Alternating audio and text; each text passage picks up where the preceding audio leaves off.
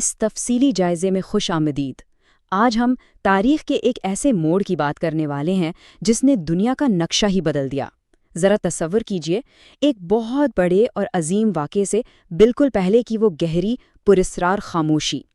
یہ وہ وقت تھا جب ایک ایسا انقلاب بس دستک دینے ہی والا تھا جس کی کوئی مثال نہیں ملتی۔ تو چلیے بغیر کسی تاخیر کے سیدھا موضوع کی طرف چلتے ہیں اور دیکھتے ہیں کہ آخر یہ خاموشی کس طوفان کا پیش خیمہ تھی۔ بات شروع ہوتی ہے ایک انتہائی طاقتور اور گہرے منظر سے۔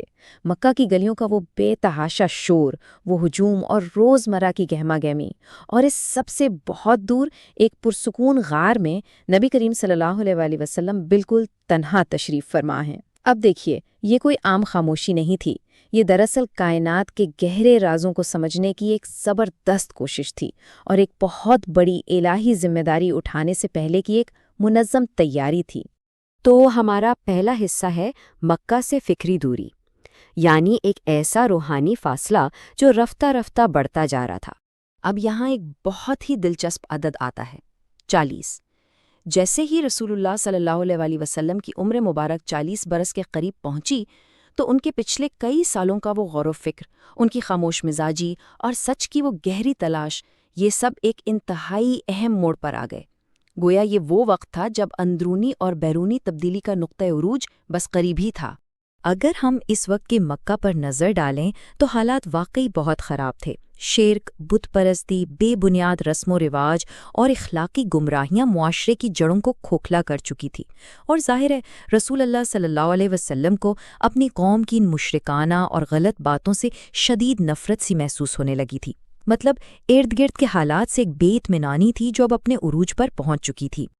اور اسی بے اطمینانی کی وجہ سے ہم آتے ہیں اپنے دوسرے حصے کی طرف، غار حرا میں قیام۔ اب ذرا اس زبردست تضاد کو دیکھیے۔ ایک طرف مکہ کا وہ شہر تھا جو شور و غول، افراتفری اور گمراہی سے بھرا ہوا تھا، اور بالکل دوسری طرف غار حرا کا وہ انتہائی پرسکون اور خاموش مقام جہاں صرف غور و فکر تھا۔ یقین جانیے، یہ صرف جگہ نہیں بدل رہی تھی، یہ پورے کا پورا ماحول اور ایک پوری کیفیت کا زمین و آسمان کا فرق تھا۔ اگر ہم جغرافیائی لحاظ سے بات کریں تو جبل نور میں موجود یہ غار حرا مکہ شہر سے بمشکل 2 میل کے فاصلے پر تھا۔ بظاہر سوچیں تو یہ 2 میل کچھ بھی نہیں ہے، درست؟ لیکن اس چھوٹے سے فاصلے نے شہر کے اس تمام اندھیرے اور شور کو ایک مکمل اور پرسکون خاموشی میں بدل کر رکھ دیا تھا۔ اصل میں یہ 2 میل کا فاصلہ حق اور باطل کے درمیان ایک بہت بڑی سرحد بن چکا تھا۔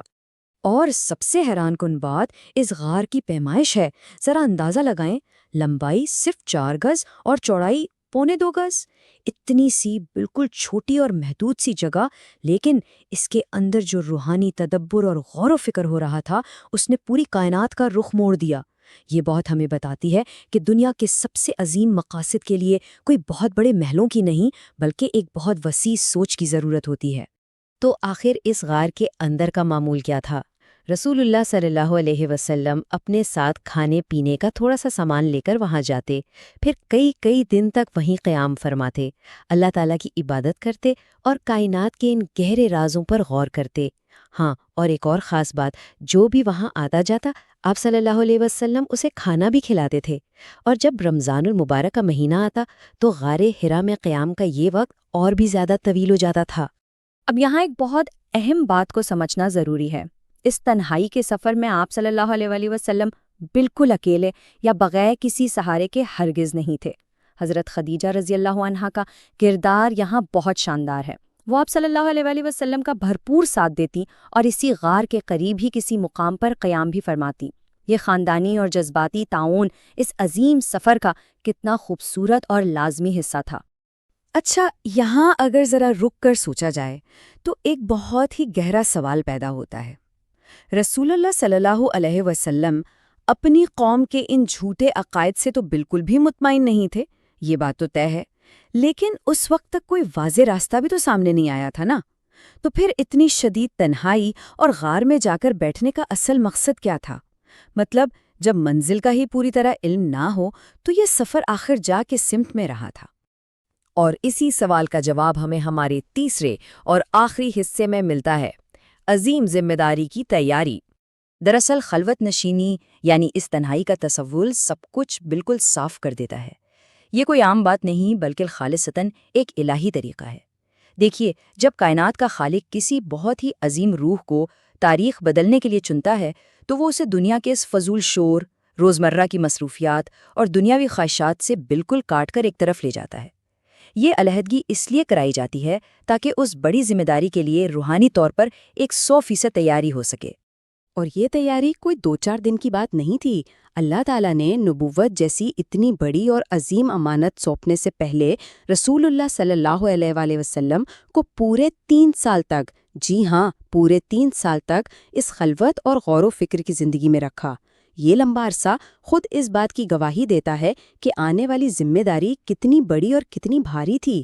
اس چھوٹے سے غار کے اندر بیٹھ کر جن چیزوں پر غور کیا جا رہا تھا وہ سوچ سے بھی زیادہ وسیع تھیں۔ کیا موضوعات تھے وہ؟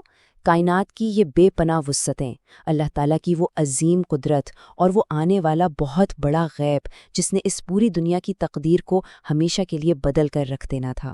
یہ کوئی عام انسانی خیالات نہیں تھے، یہ تو کائنات کے سب سے بڑے حقائق کو سمجھنے کا عمل تھا۔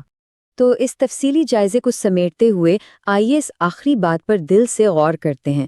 یہ جو سارا خاموشی کا دور تھا، یہ جو تنہائی تھی، یہ سب صرف اور صرف اس ایک لمحے کی تیاری تھی جب اس زمین کا رابطہ براہ راست آسمان سے جڑنے والا تھا۔ وہ لمحہ جب پوری انسانیت کو اس کی آخری اور ہمیشہ رہنے والی ہدایت ملنے والی تھی۔